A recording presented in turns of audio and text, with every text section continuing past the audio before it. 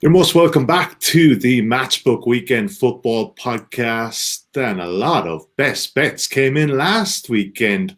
Gentlemen, on screen right now, if you're watching us live on Facebook, YouTube, and Twitter, or listening to us on the podcast, Mr. Adrian and Clarke in the top right, and Mr. Mark O'Hare on the bottom of the screen. Adrian, start with you first. The double, Everton and Arsenal, came in pretty handy. Yeah. Well, look, I thought it was a good price for what it was. I really fancied Everton to beat West Brom, and they beat them handily. Arsenal was a struggle actually against West Ham, but they got there in the end. So look, it wasn't rocket science, that particular double. I thought it was priced up nicely. So yeah, what did it play? It paid just under 2.4, didn't it, when we recorded? Yeah, so not bad. Something like that. Yeah, no, not bad at all. So all good. Good man. Mark O'Hare, best bet as well, Caroline. But it was on the continent and you really kind of hammered home last week. You tipped up Granada on the podcast and a Hoffenheim draw no bet against FC Cologne. And then on insights.matchbook.com, you also had RB Leipzig -1.5. Good bounce back week, Mark. Yeah, it's nice when it all comes together, Sully. Quite pleased with the prices we got last weekend as well. So I think Hoffenheim were probably the closest one to dropping there. They weren't that great against Cologne, but you saw the impact of Kramaric there. They're a different team and he leads the line, much more clinical going forward. But yeah, I think I probably dodged a bullet there, but certainly with Granada, a convincing win, and same too with Leipzig too. So yeah, happy days.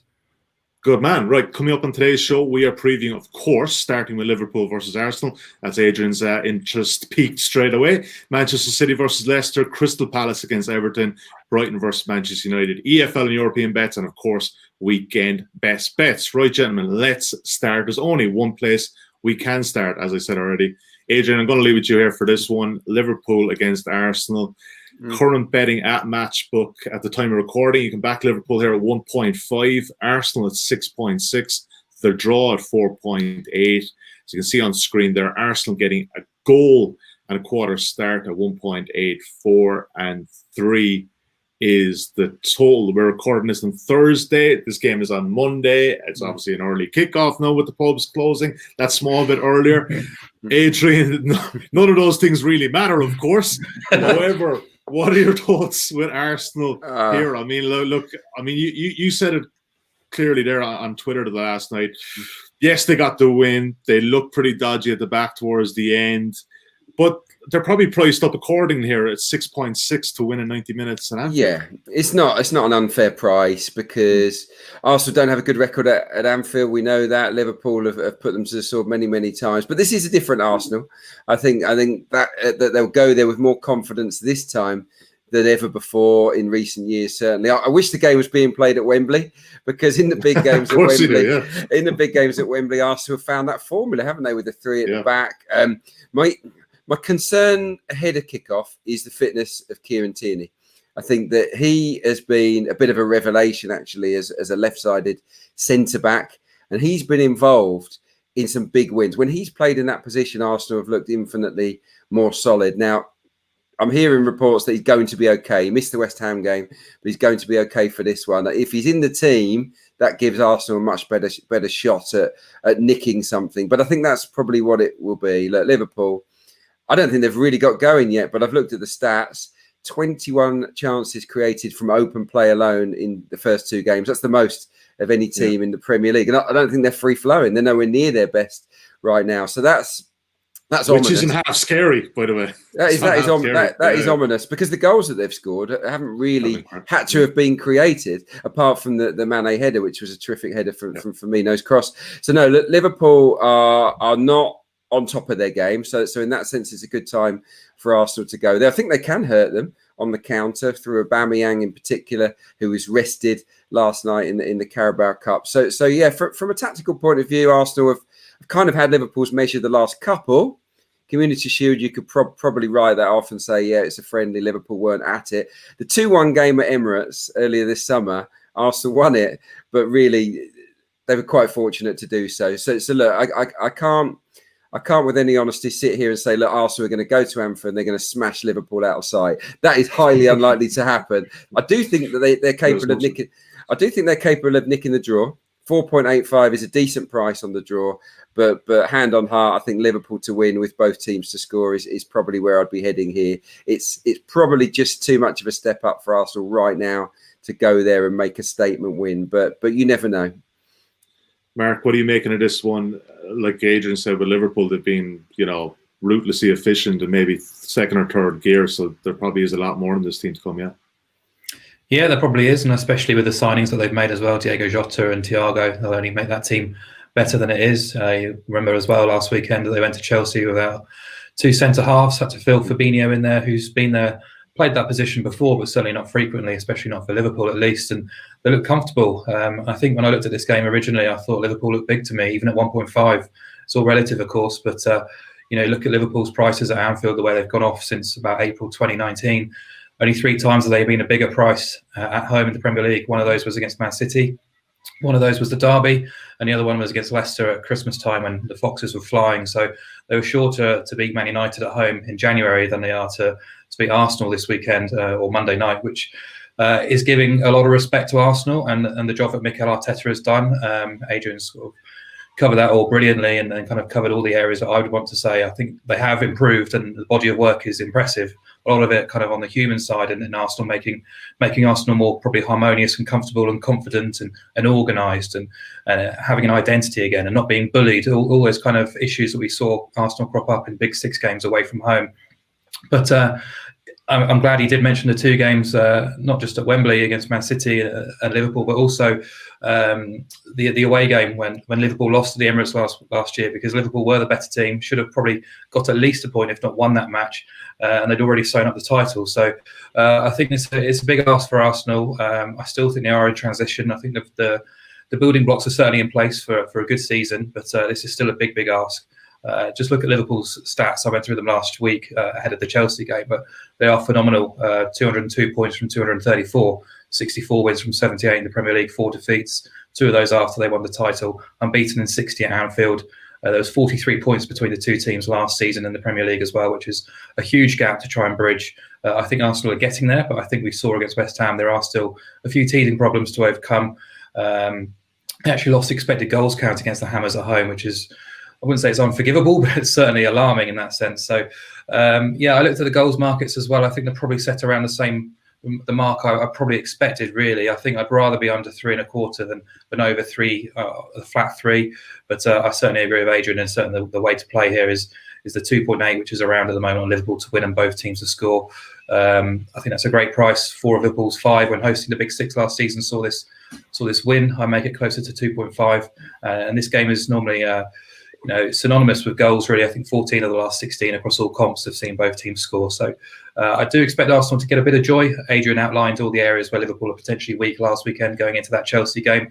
Certainly there are areas that Arsenal can exploit with their pace and creativity going forward, but I think Liverpool will be too strong.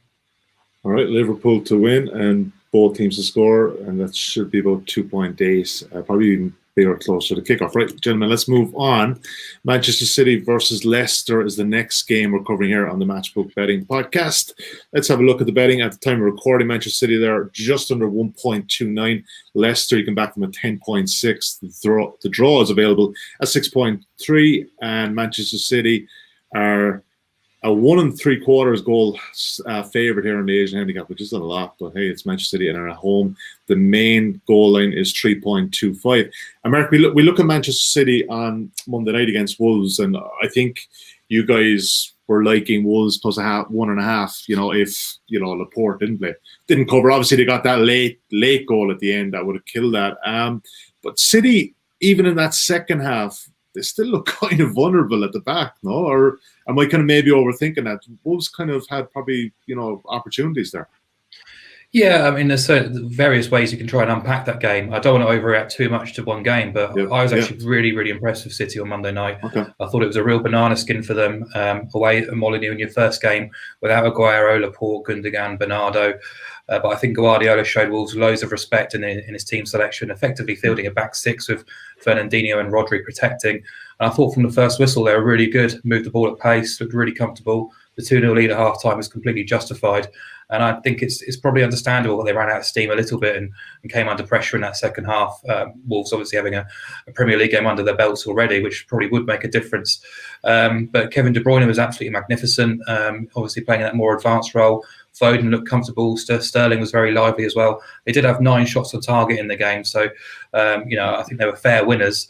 If they can carry on that form against Leicester, I can only see one winner here. So I think results-wise, looking at Leicester, the opening 2 games probably do look good. Obviously, they were really good before Christmas last year, not very good after. Probably the median is somewhere in between there. But I had a few concerns about them injury-wise or fullback-wise without Pereira and Chilwell gone. But Timothy Castagna's made a massive impression, been a really good player in Italy. So delighted to see him slot in there seamlessly. And Vardy's looked sharp as well.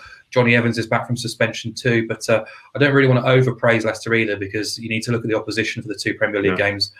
Burnley were under strength on Sunday. It was the first game of the season.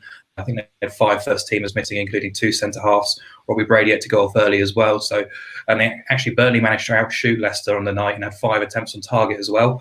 So that's something that would be concerning me if I was a Leicester supporter. The other game against West Brom, we know what West Brom are probably going to be about this year. So I think looking at Leicester, they lost all 6 against the top 3 last season. 3 of those are by 2 goals or more. They won once in 12 against the top 7. Lost 6 or 7 head-to-head with City since they won the title. I wouldn't be putting anyone off Leicester getting a goal here. I think you're right. They did look vulnerable, City, defensively in that second half. Laporte should be back, though. But they're still going to be without Zinchenko, Garcia, Cancelo, Gundogan. So you're looking at Mendy and Walker at fullbacks, which is an area which Leicester can exploit. But ultimately, I think City are going to be too strong. I think the -1.5 handicap is probably fair enough. And I hate to be dull and boring, but just go back to the same bet we had with Liverpool, really. City to win and BTTS would probably be the better angle, around 2.5. I think the goals lines are probably spot on. So you're thinking even Leicester plus 1.75 marks, probably not a way to get in here, no? It's not really for me. I just think if City can put that performance together, they did at Molineux for longer than 45 minutes, even for an hour, they win this game by 2 goals quite comfortably. Adrian, what are you thinking on this one? I don't disagree. Yeah, I fancy City strongly here. Leicester's defence, in my view, is not quite good enough to handle Manchester City right now. Look, James Justin is a promising player, but I think that's a weak link for them. Evans coming back is good, but he'll be short of match practice, which is a concern. Castagna, as good as he's been so far, I feel he's far better going forward than he is defensively, and have to take care of Raheem Sterling potentially in this game. And I looked the last time he played at the Etihad, they got spanked at Atalanta 5-1 by City, and Sterling got a hat-trick, and he was the man assigned to him that night. So look, he'll be determined to do better. I just feel, especially with Ndidi out. Ndidi, he revealed last night, didn't he, Brendan Rodgers, that Ndidi's out for 12 weeks. That is an unbelievable blow. That is huge. Yeah, that's huge. And I just don't think that Mendy in that holding position is of the same caliber, really. He's not a bad player, but him against De Bruyne, you've got to be fancying the Belgian to run riot really again. So yeah, I would certainly be looking at City to win with some kind of handicap to spare. That's how I see it. Yes, Vardy and Barnes have got the pace to hurt City on transitions and counters, and they might do. But how often is that going to happen in this game? Because you would imagine that Manchester City will swarm all over them. I'm like Mark. I thought it was a pretty impressive performance. I'm not sold on John Stones being suddenly back to his best. Some people are saying Stones, he's back. He's going to be. He's going to make it at Manchester City. Look at the goal. He's standing off of Raul Jimenez, who gets in front of him way too easily. A couple of times they ran through beyond him as well. Podence in particular. So yeah, I'm not sold on Stones and Ake being the partnership to move them on. But I think they've got too much firepower for a Leicester team that are going to miss Ndidi really badly, I fear. Yeah, well, definitely one not to get carried away. But Mark, if City here currently minus 1.5 at 1.8-ish, 1.8 above that, is there a smidgen of value there if you do want to get with City at that price? Yeah, I definitely think so. I wasn't aware of Ndidi's injury, so that changes the picture for me particularly. So my preferred bet there would be City to cover the handicap for sure. That's a massive blow. We were obviously in bed asleep last night when this news came out, Mark. Adrian Clarke is always on the bun. This is why he stays up late to cover these things. I was up late last night because I was working on the Arsenal-Leicester game. And then I was doing my research for this show. And in the course of that, I found out that, that indeed he's out. So there you go. It paid up. It paid off staying up late. Cool. Let's lock in Sully City minus a goal and a half there, and he should be able to get 1.82, 1.83, maybe even a bit closer to kickoff as well. Okay, let's move on to top of the table clash: Crystal Palace against Everton. Yeah, that makes sense. So here, let's have a look at the betting at the moment. But look, there's a lot to be impressed by both these teams. And Adrian, I'll leave it to you in a second. But current prices here at Matchbook: 3.84 Palace at home, Everton at 2.13, the draw at 3.42. Crystal Palace getting a quarter of a goal starting the age handicap at good odds against her at 2.09, and the main total is 2.25, slightly favouring the over there, Mark. Adrian, sorry. So like I said already, both teams pretty impressive. Palace obviously had that big win at Old Trafford. Everton, they conceded early, but absolutely no panic there with 5 goals against, again, not a great West Brom team. But where are you seeing the edge here in this one? Well, I've been really impressed with both. No doubt about it. Everton look dynamite, don't they, at the moment? Yeah, 1 or 2 vulnerabilities. Obviously, they conceded the goal on the counter-attack to West Brom early on in that game, Grady Diangana. And you can see Crystal Palace potentially causing them 1 or 2 issues in those type of situations in this particular game. No one's had less possession than Crystal Palace, by the way, so far, averaging just 27%. So you would expect Everton to dominate the game, but that might suit them okay, because I look at Everton and especially with Calvert-Lewin and Richarlison, two big guys, two people that are strong in the air.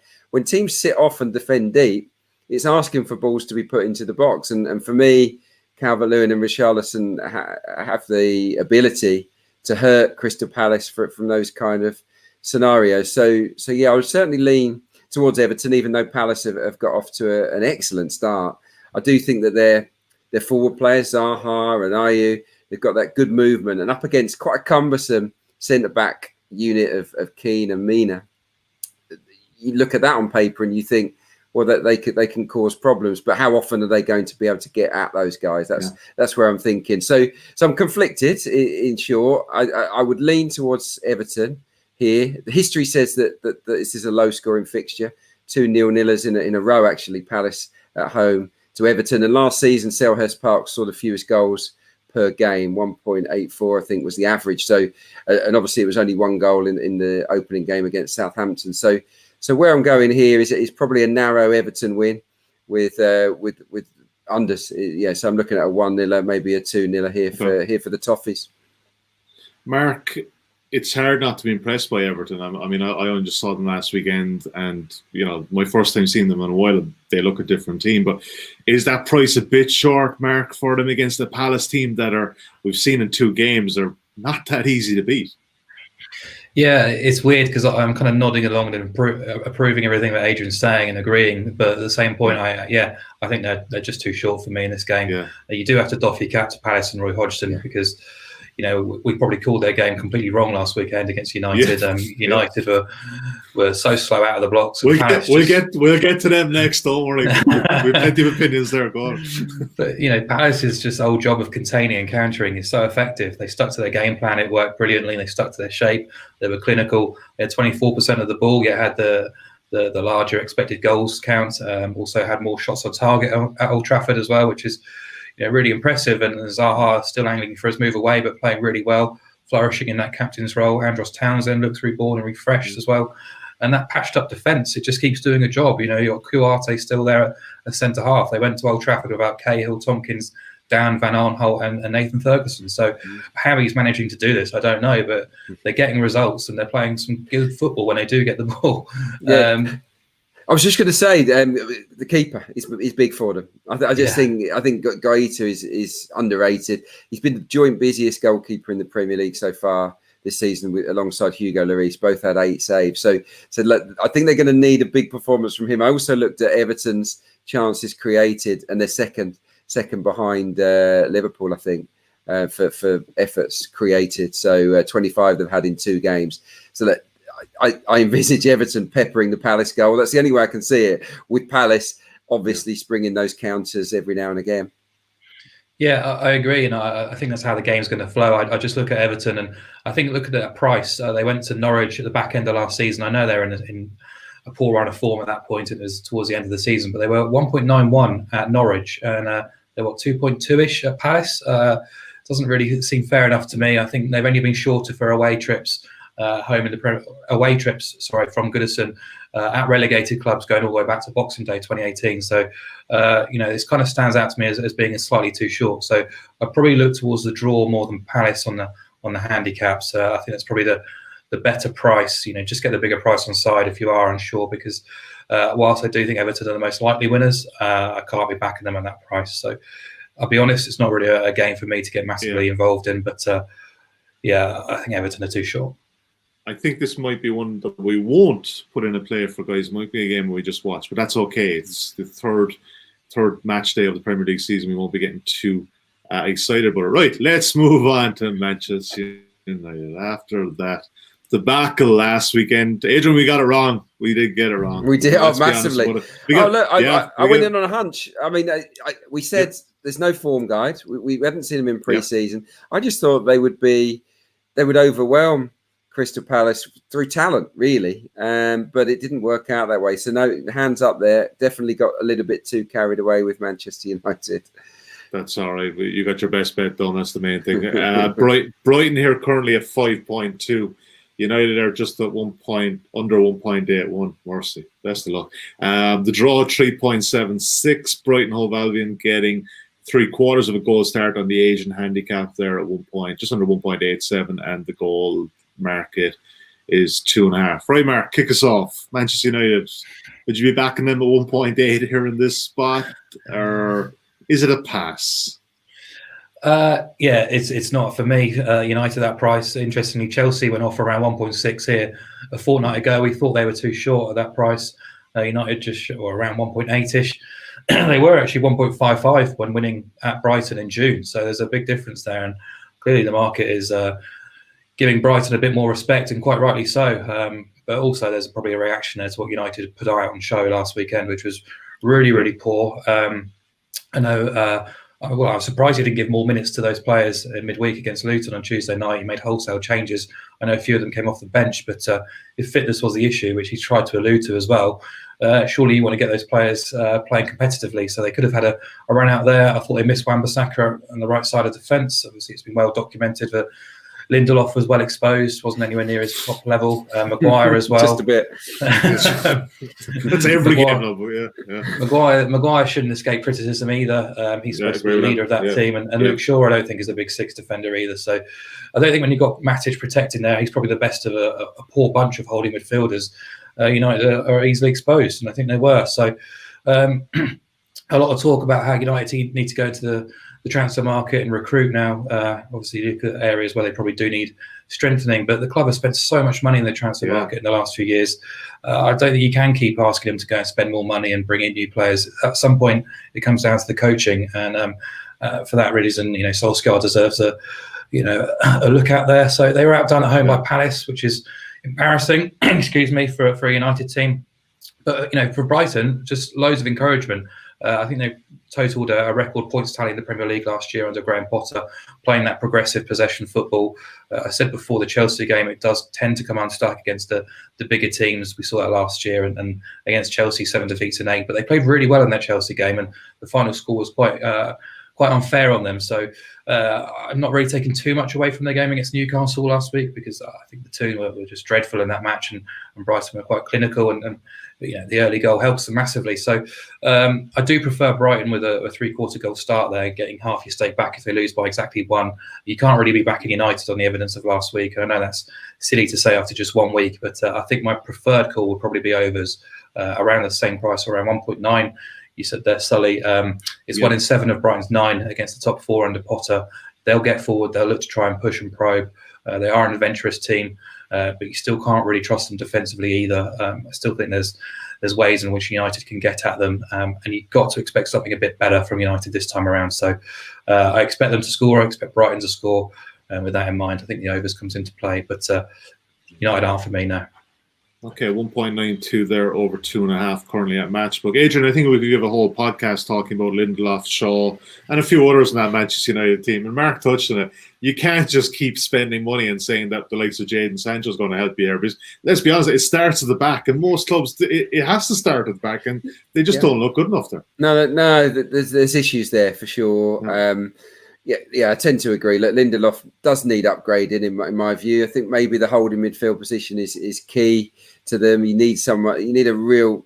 I just think Matic is probably slightly past his best now. Is McTominay the guy to move them forward? Fred as well. I think they can upgrade there. Yeah. Personally, I do think another forward would make a difference, just to give them a plan B, someone off the bench that can make a difference. There's such a reliance, isn't there, on the big four at the top end of the pitch, or certainly the front three. I think having someone else in reserve to come off the bench would definitely make a difference for them. Here, I just think from a tactical point of view, stylistically, Brighton are good for United because they try and play football. They'll try and they'll take the game to Manchester United, and that is when United are at their best. We saw last weekend that they're awful up against a low defensive block, but that's not the way Brighton are going to operate. So look, United spanked them, didn't they? 3-0 earlier this summer. At the end of last season, counter-attacking goals were prominent there. I can't say with any certainty that we'll see a repeat of that because their form was awful last weekend. But stylistically, I think United won't mind playing Brighton, put it that way. So yeah, I wouldn't write them off completely. I couldn't put my money there on Manchester United based on what we saw. So we got burned last weekend so badly, Adrian. Exactly. Don't remind me, mate. I think the draw's quite tempting at 3.76 or Brighton with their head start. So you're bang on though, Adrian. I think it's 10 defeats and 13 for Brighton against the top six. They do tend to get out thought in these kind of games. I'm a big fan of Potter. I really am. And I think that they will wipe the floor with teams like Newcastle this season. They just maybe they may be overconfident against the big boys, trying to mix it, which is fine. And it's a philosophy and whatnot. But yeah, I just think that they're there potentially for the taking on counters and stuff. But yeah, we'll see. Should be a good game. Should be a very interesting game to watch. Okay, 2.5, and it's still a pretty medium, generous kind of goal line there. So let's take that at 1.92. That's our third bet of the show. All right, gentlemen, let's move on to any other business in EFL. Before I do that, let's just recap what we have for those three games. So we're going to go Liverpool to win and both teams to score at about 2.8, 2.9. Manchester City there minus 1.5. And you can get that about 1.81 or 1.82 and over 2.5 in the Brighton and Manchester United again, which you can currently back at 1.92 at Matchbook at the time of recording. Right. Any other business, EFL and Europe, of course. Mark, kick us off. You did well in the Bundesliga and La Liga last weekend. Sticking to a similar combo this week with Germany and Spain? Yeah, I am. Yeah. So I'll start in Germany. Gladbach host Union Berlin. Gladbach finished 4th in the Bundesliga last year. I expect them to finish in the top 4 again this year. They've kept the bulk of their squad together. Marco Rosa, one of the few coaches to keep his big stars in the Bundesliga, which is key, really. So I do expect improvement after his first year in charge. I'm not really taking too much out of last weekend's 3-0 defeat at Dortmund. They have got a wretched record against Dortmund. But plus, actually, that seemed like a pre-season game. I must admit, I was kind of channel hopping for them, but that almost, the way their attitude was, and Thuram was on the bench and stuff, they just looked like that was a pre-season game for them and that they might just start again. Sorry, I'm cutting across it, but that was literally my takeaway from watching it. Yeah, the pace of the game was pretty poor. I know Thuram and Player weren't completely fit, so I do expect at least one of them to start this weekend. Rosa just holding them back a little bit to make sure they are 100%. So, but they played all right, as Rosa said himself after the game. Large parts of our game were decent, just in both boxes. We just didn't have quite enough. So I'm not losing too much sleep over that. And you look at Union, they lost their leading goal scorer last weekend, Sebastian Andersson. They've made a few moves in the transfer market, most notably Max Kruse. He came on for them last week, should get fitter by the week. But Union, beaten at home by Augsburg 3-1. Poor result for a team who are normally pretty strong in Berlin. They lost 11 of 17 away from home last year, kept just 1 clean sheet and conceded 2.25 goals on average away. 10 defeats and 11 at teams in 12th and above, conceded twice or more in 9 of those. 7 defeats by 2 goals or more as well. So this is going to be really difficult for them. Gladbach, if you exclude the top 3 in Germany, won 19, drew 4 and lost 5 games at all venues last year. I think they're one of the few Bundesliga teams as well to keep a steady record at home after lockdown. Obviously, home advantage apparently eliminated in Germany after lockdown when playing behind closed doors, but not for Gladbach. They ended up with 12 wins from 17 at home. They're unbeaten in 12, winning 11 of them against teams in 7th and below, scored 3 goals or more on 7 occasions as well. If Playa and Thuram do start together again, I expect this to be quite a comfortable win for them. So Gladbach were around 1.75 with a -1 start on the Asian handicap. That's getting your cash back if they just win by 1 goal. I think that's the best bet of the weekend in Germany. Yeah, and I think that the Union story might be just kind of, it was obviously a great story from it coming up in Bundesliga or whatever, but I mean, it just seems to be kind of peaking down. Mark, Spain, so where are you looking at La Liga? Yeah, Barcelona-Villarreal, I think, is the standout game in the Liga this weekend. Quite a summer for Barcelona after that embarrassment against Bayern. Not to mention the Messi saga, but the political grumblings as well behind the scenes with the president trying to be ousted. It's a big mess. Ronald Koeman's first game in charge as well. So it's a really tricky game for them. First game of the season at home against Villarreal. I don't think they're going to have it all their own way. Ter Stegen's injured. He was arguably their player of the season last year behind Messi. Artur, Rakitic, Vidal all left. Semedo's left. Suarez has left. Messi returned to pre-season quite late as well. So, and I think I saw comments from Sergio Roberto this week saying that they're finding it difficult to get that Bayern nightmare out of their heads at the moment, which is quite alarming, really, considering it's a new season, new coach. So I don't expect them to click straight into gear. And I think Villarreal will have the physical edge. They've got 2 La Liga games under their belt under Unai Emery. They're okay against Huesca in the opener. Very good last week and very good value for the 2-1 win against Eibar. Could have been a lot more comfortable than it was. They've got quite an exciting squad. They will improve as the season goes on, but I think they can keep this game competitive. So if you go to the Asian handicap market, you can get Villarreal plus 1.25 at around 1.85ish. That's a half stakes win if they lose by exactly 1 goal. Full winner if they win or draw at the Camp Nou, which I think is very fair. Barcelona last year, I know they were sort of straddled between 2 coaches. They only actually won by 2 goals or more twice in 11 against the top 12 at the Camp Nou. And Villarreal only lost by 2 goals or more twice away from home. And this bet would have made money at both their trips to Barca and Real. Despite what Arsenal fans will say, Unai Emery is an upgrade on their coach last season. I do expect them to be there or thereabouts in the top 4 race. So I think the handicap is quite fair. Yeah, Emery, a much better fit on that Valencia area than he was in North London, Adrian, as I'm sure you can attest to yourself. Communication, look, he couldn't speak English, could he? And that doesn't help, yes. Communication is rather an important thing, I think, when you're there in the dressing room. Look, he clearly knows football. He's a decent tactician, but it just wasn't the right fit, unfortunately. It just took a while. That's it, though. I mean, like you saw his success at Sevilla, and so you wonder sometimes the guys just overstretch and just kind of go for just a different area, and sometimes it's kind of better the devil, But look, we could spend more time on Emery, no doubt. But Adrian, EFL, what are you thinking? For a bet here this weekend? Well, I'm looking at a couple of games. Millwall against Brentford, bit of a London derby. This is the kind of game Brentford don't like.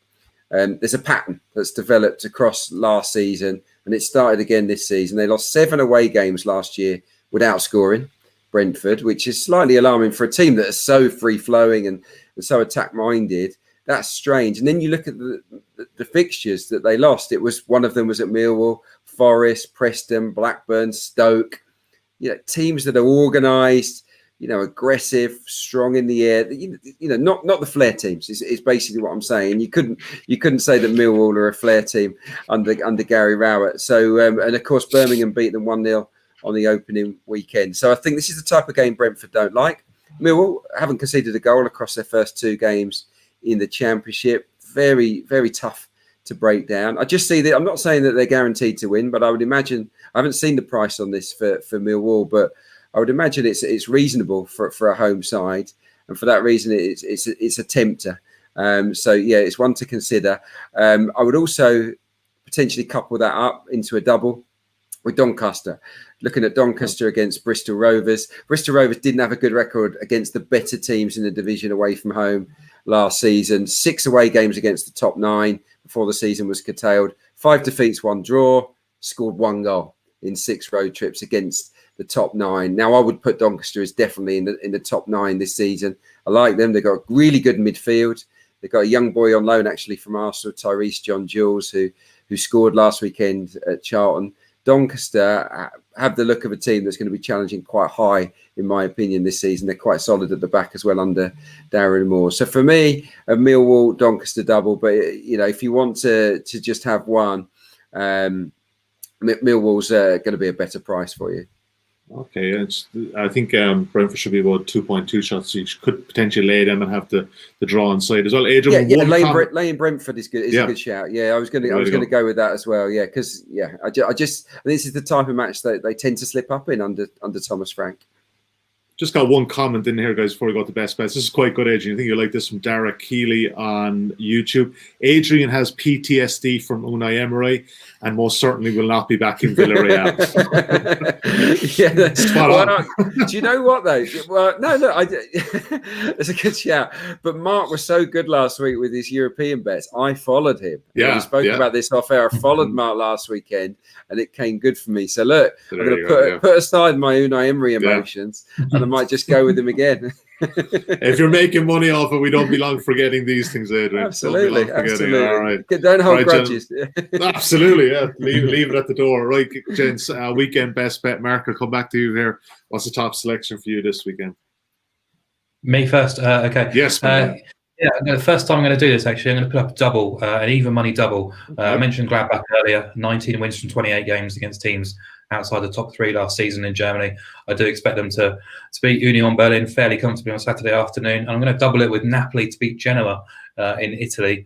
Napoli they're all right for an hour against Parma last weekend, got the victory, but they're really impressive once their new signing, Victor Osimhen, came off the bench, terrorised that Parma defence.